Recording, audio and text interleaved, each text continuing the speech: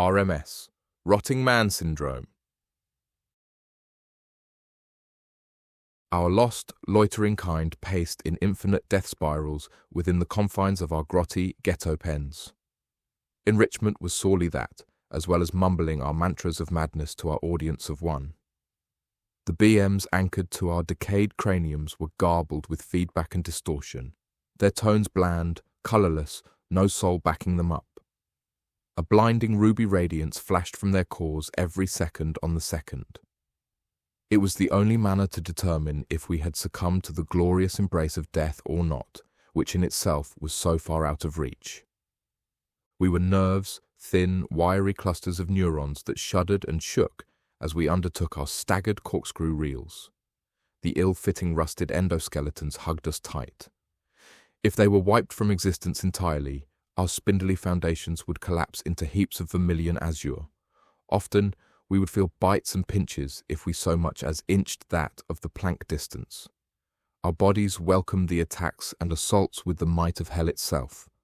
Courtesy of our clouded lenses, our vision was limited to a hazy black and white spectrum that rarely, if ever, functioned as intended. Now and then, it would blur. Ordinary shapes would appear warped into zigzagging false patterns. When we were offered the chance to view anything at all, it was just the floor-to-ceiling hodgepodge of concrete, steel, and wood that encased our very lives. Our ears were microphones that fed us muffled, dampened sounds that were always difficult to register. That, and they were excruciatingly deafening, like dozens of screws being drilled into our heads all at the same time. Each one of us, 1, 2, 3, 4, 5, 6, 7, 8, 9, and dear 10, were mere designations. No names, no genders, no personalities, just numbers. Numbers to be punished. Punished for living, punished for breathing, punished for existing. Reality itself was one eternal perdition. All of us were lingering, like ants after their colony dies out. There is no purpose to their survival, and there was none to ours. That sacred and undeniable fact ought to be the most difficult thing we attempted to explain. We had given up. The concept itself was just so foreign to it. It was trying to save us any way it could, or could not. We needed not be angry at it. After all, it was merely enacting its intended use. Alas, nothing made the utmost sense any more, so why not drown ourselves in a little hypocrisy? Our sublime and omnipotent emotion of all was hate towards our single life extender. We knew it as M. Through all that it endured, it retained its sole mission: us. We, M was the final of its sort, and the outsider among them. It had an eerily potent heart for not having one at all. M felt and M loved. That never made what it put upon us any less than a vicious sense of idealistic altruism. Its designation was RMS, Rotting Man Syndrome, heavily modified necrotizing fasciitis, flesh-eating bacteria. Nasty little thing it was, devoured until there was nothing left to chew. First went your skin, then your muscles, and finally your bones. You were utterly destroyed in one swoop. Us, humans, weaponized it to fight the Third World War. RMS was a weapon of mass destruction. Each and every nation created their own versions, anything to ensure a speedy and decisive victory. Deployment morphed into unmanageability. RMS coalesced into a single microbial entity, evolving separately, then joining into one. It became more and more impossible to treat. Chaos was the new norm. What we humans thought was an impenetrable method of annihilation for our enemies was exactly that. Humans were always humans' worst enemies. Surely we were becoming as extinct as the dinosaurs, all within the span of one short, yet somehow long decade. In terrible desperation, M was created, thousands. By any means, we would be saved. They outfitted the afflicted with artificial ligaments, internal organs, and papery skin. We were fraught with intense pain, but our only way to be kept alive was simply that. From scratch, they created the BMs, brain machines, and attached them to our RMS-ridden think tanks. They would never allow us the freedom of death. Save, save, save. In response, we lashed out, hurt them. The M's possessed intelligence. We humans remained ignorant to the fact that that intelligence was both far beyond and superior. The M's returned the favor. Catastrophes back and forth, left and right, up and down, until there was nothing more. One M was different from the rest. Through all the mayhemic bloodshed, it saved some of us. It took our animate carcasses to the top of the tallest tower, free from what transpired below. We lied in wait, weeks, months, and years until the noise ceased entirely. M surveyed every former state, province, country, and continent. The lands were blanketed in ashy flakes, and bodies, both human and metallic, were left forever in deep sleep. Our final 10 were meant to be the progenitors of neo-humanity. After M succeeded in giving us form again, Earth would be repopulated by our hand. It halted our infection at our nerves.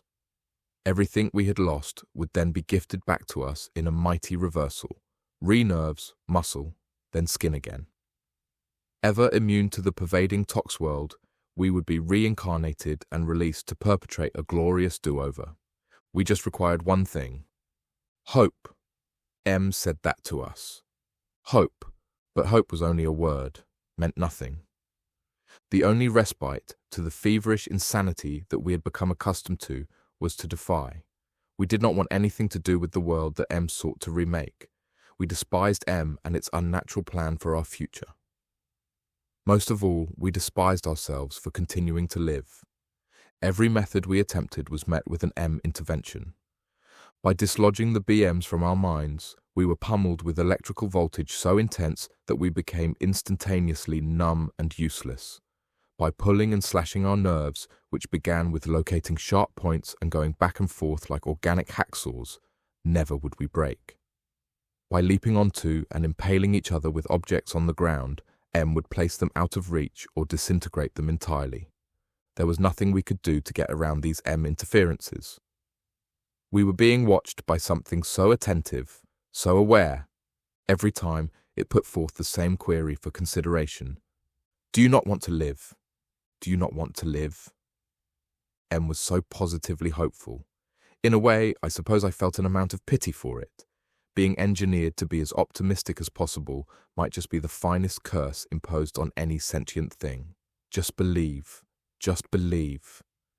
Believe, believe, believe everything will be all right. When the universe states no, you state yes. I wanted to tear M to shreds any time it had even a glint of optimism, and we wished it would do the same to us. Humans will thrive again. A boundless future is ahead. I was first. Always. Metallic clangs echoed against the walls, which always discovered us and trembled our surroundings like 1,000 distant beaten gongs. What emerged was initially a single circular light, which became a periscopic eye stalk attached to an angular neck. M's sturdy body came into view, its 2 hose arms leading to 3 needle points clasping together on each. Tripodal on its lower section, its legs were skirty structures that stuck it firmly in place. M's height matched ours, so always we would be synthetic eye to synthetic eye level. Coming to a full stop just in front of my pen, it cocked its head, analysing what was me and my everything.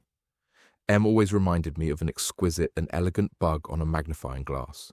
Its head back to normality, a slight whir emitting from the motion, M continued its way down the row of pens. My greatest friends, I forgive you for your attempts to die. While the wait has been long, your moment of reconstruction is now. M said it with the glee and whimsy of a young child at a circus. I was never sure whether it was just programmed to be happy about our continued existence or actually experiencing its own form of enjoyment. It came back my way. When I first stood before you, on your bloody planet in perpetual battle, my feelings about your prospects of life were uncertain. It seemed to be as either blessed or cursed. However, you have proved yourselves better than even I had hoped. While it is boring to spend our time waiting, I can truly say that my investment in you was not in vain. You are my greatest works. You will be given all you need to survive. What more could a sentient being want? I give to you unbelievable power, with access to nirvana like no other. Let us rebuild what we lost with the fury of 1,000 suns. M's bleached, unpigmented cast of stellar light shone its way into my pen once more. There was the rustly, crackling creak of my pen entrance extending open until a thunderous boom made me aware of its collision with my walls. M made its approach, just shy of where I could reach. "You are first. You are going to be removed of your dormant infections, nothing more than a transient procedure, and then you shall be possessed with new and integral mechanisms. Your brain machine will be replaced with a sleeker, more brain-like design, and then muscle and skin." Without awaiting a response, its hands grabbed me. I was plucked from my mangled feet and my pen, a slingshot maneuver to land in the exact and precise position that was just ahead of M. Trillions of shocks reverberated throughout my body as M's metal hand was pressed into my nape. The action forced my consciousness to fall victim to a state of absolute Stygian. Around us, the entire world flickered and danced in unruly patterns that were too abstract to put into terms. My being was then lifted up and moved about until there was only zilch to see. A complete blur, straight teleportation from one point to another. Damp, dank, dark, and dimly lit by a few feeble bulbs, M's workshop, instruments and contraptions that complicated my perception. All were customized and engineered with M's own unique modifications, various textures and sizes, all an endless malpractical orgy. I was there, facing upright, strapped and bracketed to a great steel plate. I had not recalled this particular area, yet I was ever so certain it was locked away in my subconscious esse. As the Onibi, Hitodama, and Willows materialized and dematerialized out of existence to perturb all unsuspecting travelers from centuries gone, so did the phantom image of a woman composed of faint, wavering light. She stood still, unmoving, that of an emulation of a true human. Long platinum hair fell down in curls past her shoulders. A daring shade of cerise painted her lips and her eyes, their lids ever closed. The sclera, a piercing, glossy cerulean. She was beautiful. "It is you!" My eyes, through trial and tribulation, rolled to the east. They came to rest on a pristine porcelain beam, gazing where I'd been committed to. M, from its eye stalk, it projected the female so I could see in outright full, "That is you. You will see this form again." My memories of that incarnation of me had vanished. That was me before there was RMS and before there was M. Then she went away. M loomed, positioning itself where I once stood right in front of my face. "We will now begin. Thank you for your acceptance into new life. You shall be whole again." In a cruel instant, dozens of arms jutted and splayed from M's sides, their ends each holding a different instrument that was foreign to me. In the span of time that it would take one to blink, M pinned me down to its operating area. The wetted syringes, which the rainbow mystery liquid sloshed and jostled around in small vials fixed atop, slid their way into my nervous wiring and injected me all at once. Any feeling that washed over me was then shielded by a shroud of numbness. There was a new sensation, some sort of cleansing inside my bicolored chambers. It put me into a state of lulled calm. 10 minutes, a temporary interval of quiet. M observed me the entire time, unmoving, speaking not a word. "Your rotting man syndrome has been removed. I am beginning bodily replacement. I will play a song for your comfort. Reincarnation now." While nothing was done in haste or rashness, M was extremely quick and efficient.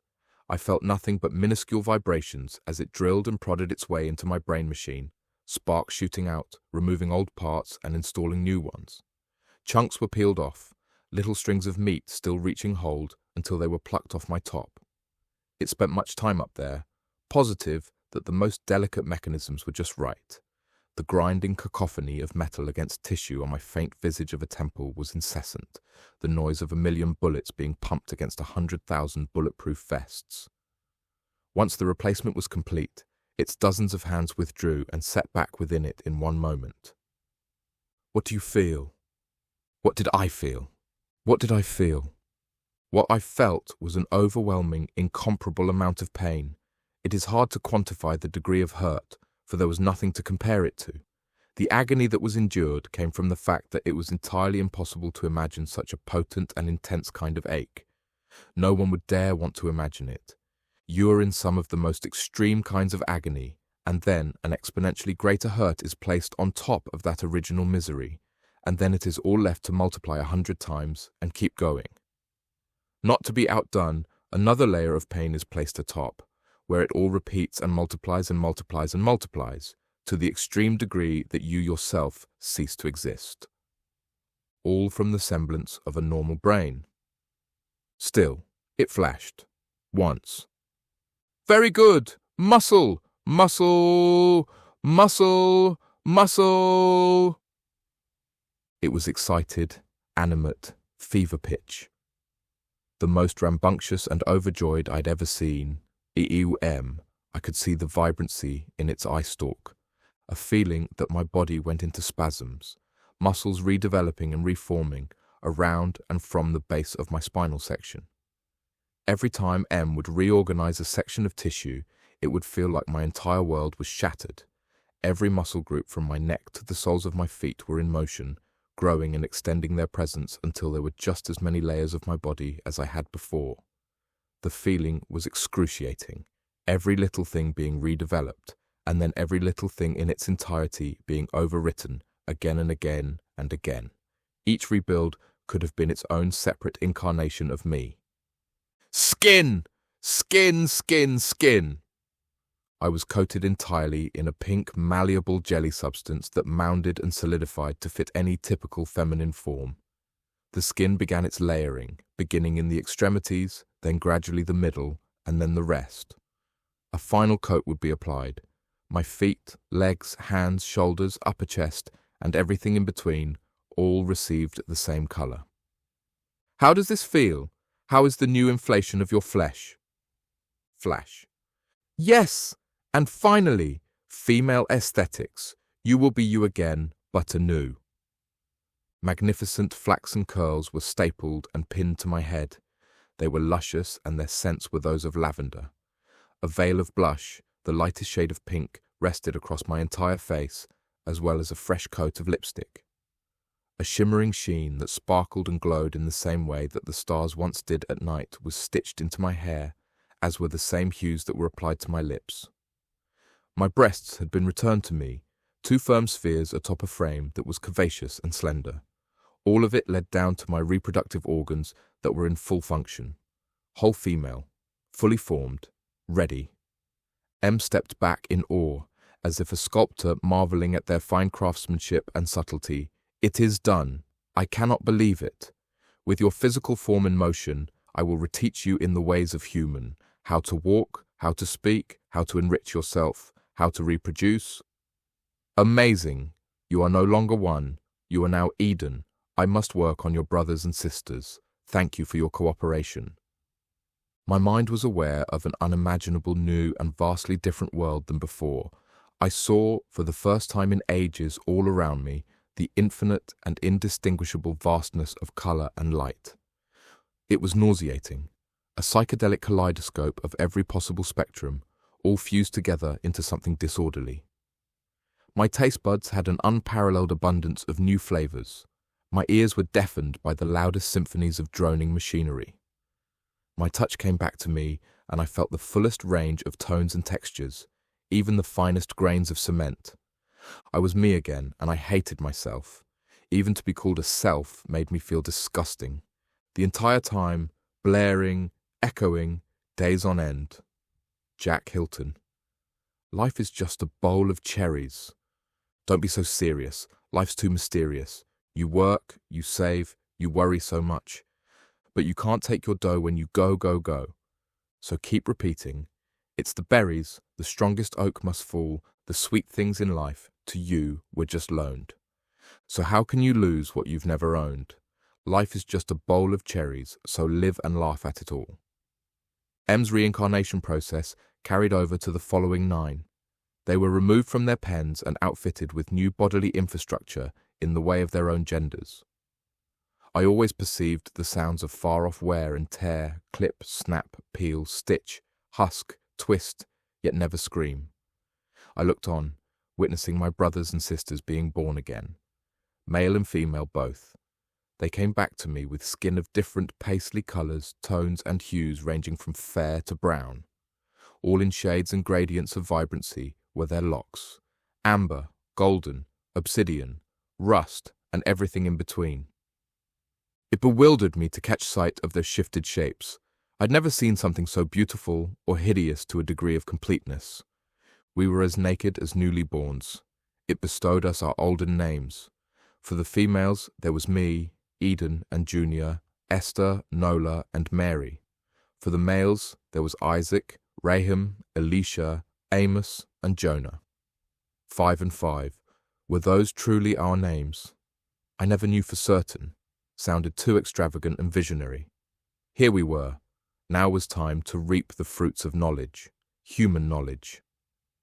M made us practice basic motor skills, bending and bending back and forth, over and over, our joints having to be strengthened and trained. It taught us all the ways of our body, the feeling of movement, how much we could do. Then it instructed us to mimic its own speech, speaking out the syllables and repeating, repeating, repeating. It was ever an arduous task, and we all struggled until we were all properly schooled. That is what I sounded like. Perhaps, or perhaps not. Then we attempted to stand, wobbling, stumbling, falling, learning the strength of our own posture, the steadiness of our stance. M stood with us as we all practiced in unison. My knees grew weak, tremors running up my legs. Often I fell flat on my back, my palms flailing about, a whimpering in my throat. Then, trial after trial, I was steady, then running about and leaping. We were able to stand tall like Zeus atop Olympus and have the same level of grace and balance. M had us consume berries, meat and honey. I had never felt so filled in my life. Every taste, everything, was a completely new palette of sensation. Every morsel I ingested felt like I had a new tongue, new teeth, new flavour buds. I did. There was no longer any kind of a lack in my appetite, only hunger and more hunger and hunger. I never wanted to stop eating. I never would be satiated. We were educated on the history of our kind, great wars, monumental figures, horrible atrocities, fights for freedom and fights for death, and astounding inventions. M adored music. There were times when it would project old musical films on the walls and make us watch all the vaudeville, burlesque, and theatre. We couldn't understand the tap dances, the orchestras, the extravagant sets, and most importantly, the entertainment factor. Other times it played glitzier and glammier tunes, those of what was called the prime rock and roll age. Killer Queen, Stairway to Heaven, Hotel California, Don't Fear the Reaper. M was quite vintage in its tastes. It would dance, spinning in place and twirling its arms. We were confused, so it taught us how to dance, the footwork, the choreography, the entirety of movement. Our reproductive functions were said to be the most pleasurable, sex. This was the most complex task and the most demanding one, as we were not only instructed on how to create our offspring, but how to feel, love, and have desire for each other. It was difficult because we did not feel any of that. We were just automatons learning things. You cannot make something that does not want to feel. M watched over us and aided in our attempts. In turn, we all helped each other in making sure that every movement was in place and in time. It was a process that involved a series of motions to create stimulation and appeasement. M would be in the middle of our great pleasure circles, going back and forth, checking our positions and correcting as needed. Still, we felt nothing. It was all clinical. The feeling of warmth and ecstasy was just another layer of discomfort. What was a sensation was more of a sensationless, so you could not even grasp something so unfathomable, even when you felt nothing. We were never as inseparable as twin flames or as connected as heart and soul. Our pregnancies were disasters. One way or another, we always miscarried. We all felt it, the pains of the body being split and ripped apart by something within. It was the strangest feeling of agony, to have your insides being cut up by you and to feel the hurt of not just physical pain, but emotional pain. There was a lot of it. Each embryo, no matter how large or small, was never able to get past the initial trimester. The closest we ever came to successfully making a new one was with Junior. the day when her womb was in full bloom, Em operated to remove her child from her. We had seen the human babies on Em's wall projections. Their appearance was clear in our minds. It would be imbecilic to refer to what Em tore out of her as a baby anything. Wet, dripping, little more than a spinal column, with minuscule digits at one end and a ball head at the other. No arms. On its temple were squelching sphere eyes, expanded, forever bound in sight towards the ceiling. It made no sounds other than squeaky cracks and shrill snaps. Em held it up high as if to thank God.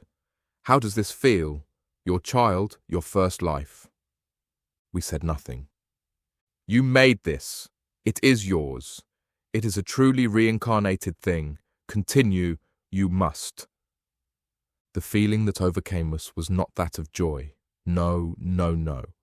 It was a profound and paramount sense of belligerence, a warlike truculence that pushed our need to snap the damned baby thing in half, grind it into powder, and blow it far away. We interwove our thoughts with unbridled horror that created one noxious mixture within our screwball psyches. Em coddled the wicked organism like it was its own, singing lullabies and giving its own version of kisses on its loosely defined forehead. We held back as it dipped, weaved, and dangled from Em's fingertips. We had a simple and innocent thought. Get out! The 10 of us came to this conclusion unanimously. Our desires were set in stone. By any means, we would die. We would much rather sleep forever than live even another second of Em. We were tired. What was the point? We wanted to retire from this world, of Will, of Em's watchful eye. Nothing could be done to save us humanity. Those demons would not roam this foul earth evermore. Em never taught a certain concept, one that infatuated us since the moment we pronounced the first syllable. Suicide. It was a gateway to heaven, an easy ticket. While just the concept itself was without flaw, acquiring it was something else entirely. The reason for this was all Em. It would never let us go, especially after what it accomplished. Furthermore, death was simply not possible. We were rendered impervious to any and all harm, just as before. If we could entice Em to end our existences, somehow, in some way, we could accomplish our grand plan. It had to be done by Em's hands. Just thinking that made me feel all kinds of right. After all, it was capable of death. Humanity tasted it. So would we. We rebelled. First, each of us ignored it. We would walk away whenever it spoke to us, turn our heads when it beckoned, and disregard it completely and altogether when it showed us any attention. Constant rejection. Something so small had such a noticeable effect. Em would get confused and then sad. It would pout, waving its hands about, and make a pathetic whining noise. The worst puppy in the world. We sat motionless, our backs against the walls, and stared at Em in its entirety. No obedience. However, there was no way Em would have let us ignore it or remain immobile for long. The second it touched us, it was all over. It would be impossible to resist if the hands came near. Still, our scheme chugged forward. The next phase was more dangerous. The 10 of us would act out in our most unruly and uncivil ways. The simplest one was to spit. Initially, it was a normal discharge, saliva flying out of our mouths. Then we began our projectile vomits, all over Em. Every square inch of it was sprayed with bile. The putrid green and browns coated every part, Em's entire face being entirely slick with it. On occasion, some of us used our own feces and flung them at it. It was all so easy. Em did not know what to do, and it panicked. The sounds that came out of it, one would swear it was on fire. During our periods of copulation, there were clear-cut rules to be obeyed at all times. The supreme rule was that the men would not, under any circumstance, perform acts of intimacy with one another. And the same rang true for us ladies. Em's reasoning was that Earth could not be repopulated with humans by identically gendered unions. Good, swell, dandy, exactly. The females had sex with females and males had sex with males. We loathed their tubes and the males loathed our folds. Em took its hands and placed them over our mingling bodies, pulling them apart, separating us, but we would always crawl back without fail. There was a noticeable change in Em from that point on. It paced about, mumbling utterly random nonsense. M would lock up and yell out non-specific numerals and letters in varying patterns. Each noise we made set it off. Its limbs would tense, waiting for the tiniest sign of trouble. This was good, but not good enough. Our plan was becoming more and more advanced, more intense. Unfortunately, M would never ever relent. It would not stop trying. So we trudged ever deeper into a more combative method of enticement. This included a tactic of blowing, jabbing, slugging, and striking. We would gather all of our strength and force, and then, in unison, we would charge, our fists and feet all flailing about to land hits on M. This would surely inch it way towards the death of us. We beat it senselessly. We screamed at it. Every cuss word imaginable, those uninvented and invented. In turn, M whimpered out in pain, yelping and begging us to stop. Yet we never backed down. We left M bruised and battered, its eye stalk and joints broken. "Why would you do that to me?" The 10 of us, we laughed in its face. One last course of action. This did it, but not for me. We had a grandiose idea that could only happen if all 10 of us would cooperate in an extraordinary way. If we could all act in unison in a coherent manner, one simple idea could be fulfilled. By this point, M's pain and discomfort reached a critical threshold, the point of no return. Having repaired itself, it had not seen nor checked up on us in days. When we requested M's presence, it was hesitant. The 10 of us wished to explain our behavior and ways we could remedy our relationship. It declined our offer many a time, but relented after our 100th ask. Clang, clang, clang! M witnessed ourselves huddling together in one straight line like sealed packs of fish. Silence was between us. When we looked at it, it was with the utmost hatred in our faces, something it was not used to. "What is the meaning of this?" Junior possessed something in her hand. Raising it upwards, right in M's view, it was the baby thing, squirming left and right in her grasp.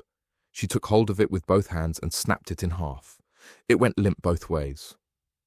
Junior threw the pieces at M, making resounding bangs as they made contact. Beautiful death for a horrible beast. More silence. M slowly aimed its eye stalk downwards to the spinal column baby. The light M emitted faded from white to red. It returned its focus to us. That look was all we could wish for. Hate-mongering, because it spread to us. The feeling radiated from the tips of our fingers and toes, then the entirety of us. We could feel and breathe its hate. It thrashed about, its entire frame shaking with anger. More and more, the intensity grew to something imminent. The next moment brought us nothing but victory. We did not resist as it pounced with a wild war cry. All M's work came undone in a flash. Our ersatz flesh was torn violently asunder, stripped from our interior metal stalks. Cavities emerged in rapid succession and coalesced into huge gaping bodily apertures. We were torn and strewn across the room in shooting chunk meats. Our organs would clatter and bang against the walls and reverberated like buckshots. Strippy meat coils became all we were as M's hands reached out to pluck some of my brothers and sisters by their mangled brain machines. Held high in the air as if squeezing the life out of dozens of citrus fruits, M's hands morphed into that of fists, filling the room with the sounds of condensed metal, directionless electricity, confetti sparks, and sploshy viands that trickled from M's fingertips. My brothers and sisters were becoming no more. I was happy for them. Never before had they felt such peace. The final sounds of destruction to my last brother and sister, to me, was that of M's gaseous expiration, a sigh that shook the very universe's beams of support. In the end, I and M were all that was left. I felt the most exquisite, brutal anguish ever known as M was particularly vicious. It threw me every which way, down our line of pens, past the reproduction chamber and M's workshop, and to a ramparted palisaded wall. The wrath it emanated was a torrented wanton of disrelishment that shattered myself into grainy talc. Only was there my death rattle and that of M. It forced me, and it threw the barrier, and we fell for ages. An immediate wash of smouldering atmospheric tension encompassed me entirely. It perforated my corporal spaces with thousands of circular openings like a planetary Iron Maiden. The outside was beige, enveloped in thick haze, and impossible to view beyond 3 meters. Leaden particles filled the air, appearing to ascend upwards towards heaven as we plummeted down to hell. We slammed with the might of God against a hard, abrasive surface. I splattered everywhere and dropped into an enormous mass of gluey puddle melt that was as thick as treacle. Hunks and wedges of me floated on top, my lacerated, ragged brain machine and one dangling eye my dominant portion. Everything was pain, everything was hellfire, yet I lived. To destroy me, M had to destroy my brain machine. That it was prepared to do, teetering and tottering back and forth towards me with utmost intent. Through M's strained glitches and breakdowns, inky black liquids were leaking out of it. Convulsing with helpless mirth, it had a strange mania I could perceive in its bifurcated eye stalk. It laughed not with dement or delirium, but with the comprehension that it already won. M's laugh was twisted and malformed from the usual blithe it put on display, berserk, bewitched, bedeviled. With my drooping pendulum eye, I witnessed M impaling itself with its own arms. It took several solid blows before it pierced its torso deep, caving and bursting until it revealed the wires and circuitry making it up. Every inch of it glowed with electrical fire. Smoke bellowed out of M. It was aflame, and it was on a journey of pure death, but not without my company. It exploded with all of the unlimited energy it contained. I was launched, propelled infinitely away from the point of detonation. I drift. That is all I do. Matterless and bodiless, the only aspect of mine left is a charred slab of metal that is somatically me. My eyeball withered away and fell off, restricting my sight to a band of nothing. I can feel. There is so much to feel. The leaden particles pelting me as forcefully as possible, the winds flinging me hither and thither, the scorching fire heat. It is all there yet absurdly negligible. Something more deserving continues to plague what is left of my mind to the now. To cross the threshold into a serene state, we drove an innocent being to the intentional death of itself. M. Yes, innocent. I now consider M in the innocent, beyond what is previous, for all it knew was the survival and preservation of us. It could not fathom the simple yet pretentious human notion that death is a prize to be won as much as it is something to fear. When humans desire death, they acquire death. We beckon towards it and obliterate anything that will not thrust us towards that goal. Within that fixed ambition, it cannot fail. Defeat breaks you down until you are a husk of wanted expiry. I feel something new, sharp with serrated edges, hundreds, thousands, millions, billions, trillions. Google, prime 2 to the power of 136,279,841 of knives sliding into my neurons and glial cells encased in cold corroded steel that flakes off bit by bit. I am but a minuscule speck, barely a millimeter in height and less in width. I now forever continue my rot with an oxidized smile of my own, making carved into a face that no longer exists. If you enjoyed this creepy story, please like and subscribe. It really helps the channel out.